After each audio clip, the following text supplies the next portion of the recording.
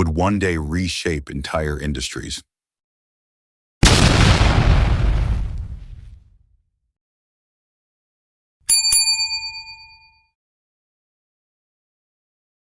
The land where Henry Ford grew up was unforgiving, a patch of Michigan soil that demanded labor before offering anything in return. His childhood mornings began before sunrise, with the sound of boots sinking into wet earth and the metallic clatter of farm tools being dragged across stone. The farmhouse smelled of oil, hay, and damp wood, a scent that clung to clothing no matter how hard it was scrubbed. Henry was not born into innovation or wealth, but into repetition, plowing, feeding animals, repairing broken tools by necessity rather than curiosity. Yet even then, his hands lingered longer on machines than on soil, fascinated by how metal obeyed logic while land followed chaos. The farm was meant to make him strong, but instead it made him restless. Henry Ford later admitted that farming felt like a sentence rather than a calling. While his father believed land ownership was the highest form of independence, Henry saw only limits imposed by weather and fatigue. He spent evenings dismantling watches and small mechanical devices, studying their inner logic under weak candlelight. Each ticking gear felt like a secret language the world had forgotten to teach him. Neighbors laughed at his obsession, calling it impractical, even childish. Yet those moments, hidden from view, planted the idea that machines could free humans from endless physical labor. Long before automobiles, Ford's war was already declared, against inefficiency itself. Leaving the farm was not celebrated, it was tolerated with disappointment. Henry moved to Detroit as a teenager, entering a city that smelled of coal smoke and opportunity. Factories roared like living creatures, their rhythms harsh but predictable, unlike the soil he had abandoned. He took low-paying jobs as a machinist, learning through repetition and failure rather than mentorship. Nights were spent studying engines, often collapsing into bed with grease still under his nails. Detroit did not welcome him with success, it tested his endurance first. But the city offered something the farm never could, proximity to ideas. Failure arrived repeatedly and without mercy. Ford's early companies collapsed, draining what little money he had and humiliating him publicly. Investors doubted him, newspapers ignored him, and rivals dismissed his vision as impractical fantasy. At times, survival depended on borrowed money and quiet desperation. Yet each failure refined his obsession rather than extinguishing it. He believed transportation should not belong to the elite, but to ordinary families like the one he came from. That belief, radical at the time, would become his most dangerous idea. While Ford wrestled with machines, Will Keith Kellogg fought a quieter battle, one inside his own home. Born into a struggling Michigan family, Kellogg's childhood was shaped by instability and financial stress. His father's health problems forced constant adaptation, moving the family in search of stability. Will worked odd jobs from an early age, learning discipline before ambition. Unlike Ford, his path to industry passed through health reform and nutrition, shaped by necessity rather than vision. Poverty taught him efficiency long before business ever did. The Kellogg household was ruled by discipline and ideology, particularly under the influence of John Harvey Kellogg. Will observed rather than commanded, learning how power could be exercised subtly. He watched food become medicine, routine become control, and belief become enterprise. What began as health reform eventually transformed into mass production. Will understood something fundamental: people trusted institutions that promised improvement. That trust, once scaled, could become empire. Andrew Carnegie's origins were even harsher. Born in Scotland to a family ruined by industrial change, he experienced poverty as displacement. His father, a handloom weaver, was rendered obsolete by machines he could not afford. Emigration to America was not hopeful, it was survival. In Pennsylvania, young Carnegie worked as a bobbin boy, surrounded by noise and danger. Every hour carried risk, every mistake cost blood or fingers. But America offered something Scotland no longer did, upward motion. Carnegie learned quickly that knowledge was leverage. He memorized railway schedules, studied books at night, and listened carefully to powerful men. Unlike Ford, who fought systems, Carnegie mastered them. Promotion followed preparation, and wealth followed loyalty. Yet the memory of hunger never left him. His philanthropy, later celebrated, was rooted in fear of returning to nothing. For Carnegie, wealth was not comfort, it was armor. What united Ford, Kellogg, and Carnegie was not genius, but exposure to fragility. Each had seen fathers weakened, by land, illness, or industrial change. Their ambition was not luxury-driven, it was defensive. They built systems not just to grow rich, but to escape vulnerability forever. Their companies would reshape America, but their motivations were deeply personal. The boardrooms they would one day dominate were forged in barns, kitchens, and factory floors. Power, for them, was not inherited, it was constructed. By the time success arrived, none of them were innocent. Compromise, control, and obsession had replaced simplicity. But their beginnings mattered, shaping decisions that affected millions. From dirt floors to iron empires, their rise was neither clean nor accidental. America celebrated the outcome, rarely examining the cost.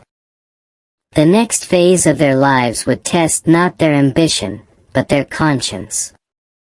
And the world would never be the same again. Detroit at the turn of the 20th century was no longer a city of farms and workshops, but a furnace of ambition. Smoke rose constantly above rooftops, blurring the sky into a permanent haze that smelled of oil and coal. Henry Ford walked these streets with a mix of confidence and not afford. Emigration to America was not hopeful, it was survival. In Pennsylvania, young Carnegie worked as a bobbin boy, surrounded by noise and danger.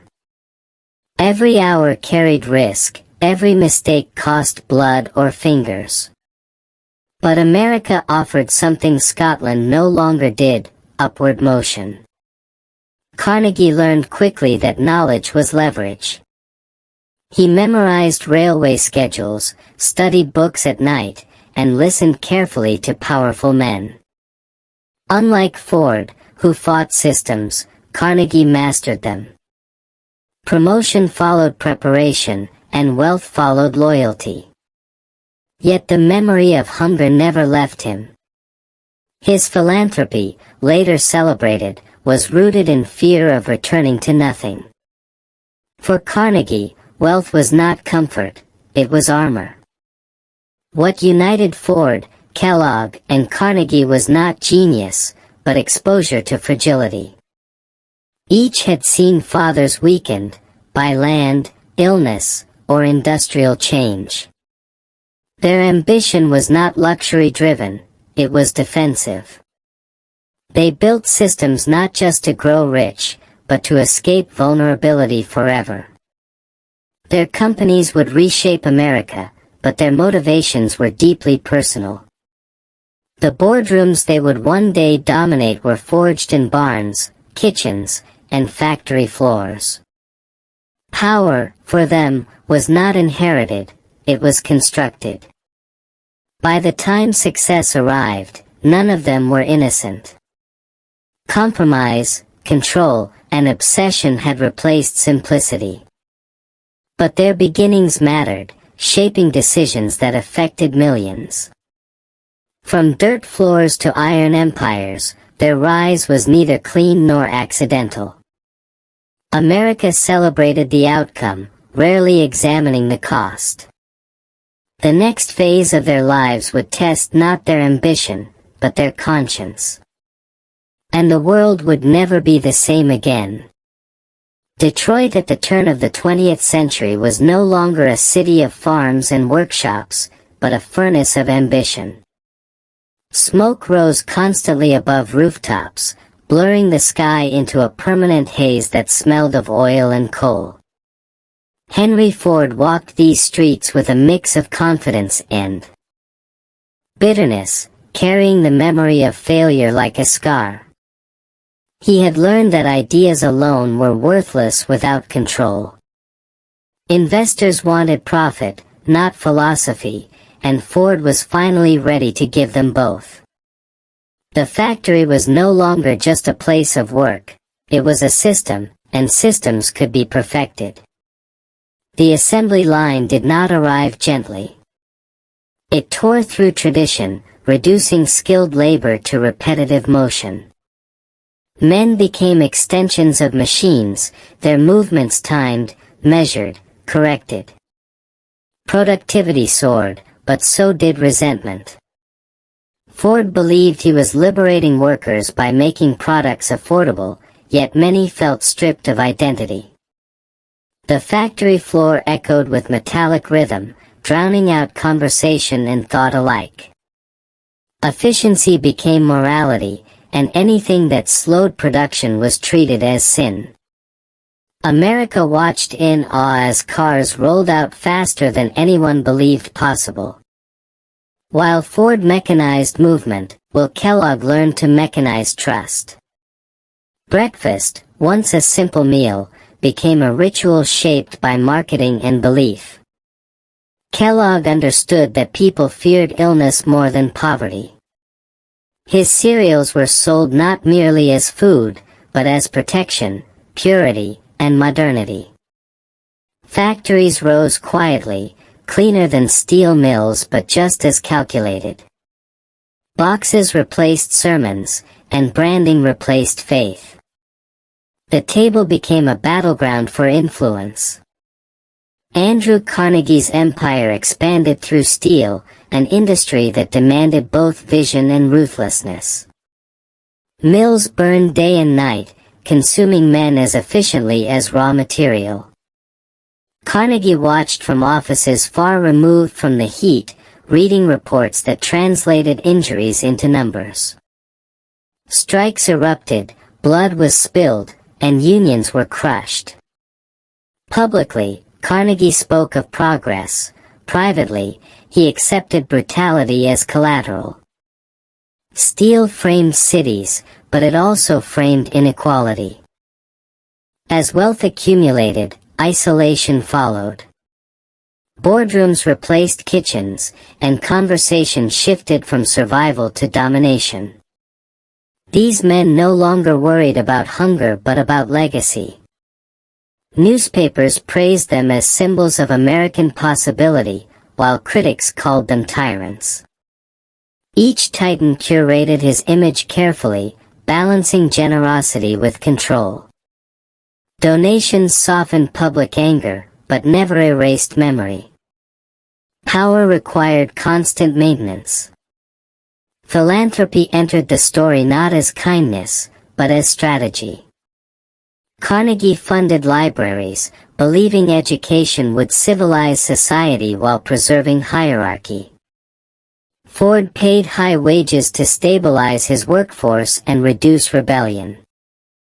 Kellogg promoted health initiatives that conveniently reinforced brand loyalty. Each act appeared benevolent, yet carried calculation. Charity became another lever of influence. The public applauded without questioning motives. Behind closed doors, paranoia grew. Rivals watched closely, governments debated regulation, and workers organized quietly. These empires were vast but fragile, dependent on stability. Every innovation created new enemies, every expansion invited scrutiny. Wealth magnified mistakes instead of hiding them. The same systems that built power could dismantle it overnight. The Titans learned to fear collapse as much as they once feared poverty. Families felt the cost of ambition. Children grew up surrounded by luxury but starved of presence. Fathers became symbols rather than parents, spoken of more than spoken to. Wives managed households that functioned like corporations, governed by schedules and appearances.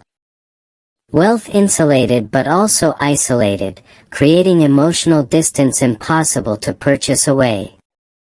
The empire demanded sacrifice, and it rarely spared blood relatives. Public admiration reached its peak as fortunes became legendary. America celebrated success stories while ignoring the labor buried beneath them. These men were no longer human in the public imagination, they were institutions. Their names branded cities, products, and futures. Yet inside, many carried the same fear that had driven them from farms and factories. The past never truly released them. By the time regulation loomed and public opinion shifted, the foundations were already set. These empires would not disappear, only transform. The systems built to escape vulnerability had become engines shaping nations. What began as survival had turned into dominance. The next chapter would reveal whether wealth could ever be separated from responsibility, or whether it would always demand a price paid by others. Age softened their bodies but sharpened their awareness. Henry Ford, Andrew Carnegie, and Will Kellogg reached old age surrounded by wealth that no longer thrilled them. Their names were etched into buildings, products, and institutions, yet silence followed them into private rooms. The urgency that once drove invention faded into reflection. Each man faced a reality no system could optimize. Legacy was no longer under their control. History had begun to watch them instead of the other way around. Henry Ford struggled deeply with contradiction. He had transformed transportation and wages, yet fostered control and intolerance within his empire. His later years were marked by stubbornness, isolation, and growing criticism. Former allies distanced themselves, disturbed by his rigidity and public views. Ford believed efficiency could solve human problems, but humanity resisted simplification. The factory that once symbolized progress became, for some, a symbol of dehumanization. His genius could not shield him from judgment. Andrew Carnegie, haunted by labor violence, turned aggressively toward philanthropy. Libraries, universities, and foundations spread across continents. He insisted wealth should return to society, though critics questioned timing and motive. His generosity did not erase the scars left on workers and families. Carnegie saw himself as a steward of progress, not its villain. Yet Steele remembered every injury it caused, even if history softened the narrative. Redemption, he learned, was never guaranteed. Will Kellogg's empire continued quietly, embedded in daily routine rather than spectacle. His products entered millions of homes without confrontation or controversy. Yet critics argued that nutrition had become commodified, shaped by profit rather than truth. Kellogg understood influence better than fame. He preferred permanence over recognition. His legacy hid in plain sight, unchallenged by dramatic headlines. Power, when subtle, often survives longest. The children of these titans inherited more than wealth. They inherited expectation, scrutiny, and unfinished moral questions. Some embraced philanthropy, others retreated into privacy. Many struggled beneath the weight of names too large to redefine. Fortune protected them from hunger but not from pressure. The next generation learned that inheritance was not ownership, it was responsibility without consent. Public memory simplified what reality complicated. Textbooks celebrated innovation while minimizing suffering. Museums praised vision while omitting cost. The narrative of humble beginnings to empire comforted a nation built on ambition. Yet history, when examined closely, revealed fractures beneath success. Progress did not erase inequality, it reorganized it. The barns, kitchens, and workshops that shaped these men vanished or decayed. Yet their influence remained embedded in systems still operating today. Transportation, nutrition, labor, and philanthropy still echo their decisions. Modern boardrooms unknowingly trace blueprints laid by desperate boys escaping poverty. The past did not disappear, it scaled. And its lessons remain unresolved. What began as survival became dominance, and dominance demanded justification. Each titan told himself a story to endure the consequences of power. Some called it progress, others destiny. But history listens without sympathy. It records outcomes, not intentions. And it leaves judgment to those who come later. America continues to tell these stories because they reassure and disturb at the same time. They promise escape from poverty while warning of its scars. They celebrate creation while hiding destruction. These empires were not accidents, nor miracles. They were built by human fear, discipline, and obsession. From barns to boardrooms, their journey reshaped the world, but not without cost. The fathers they tried to save, the poverty they escaped, and the systems they built are forever linked. Their stories remind us that greatness often grows from desperation. And that power, once achieved, never truly belongs to one generation alone. It lingers, asking the next to decide what to do with it.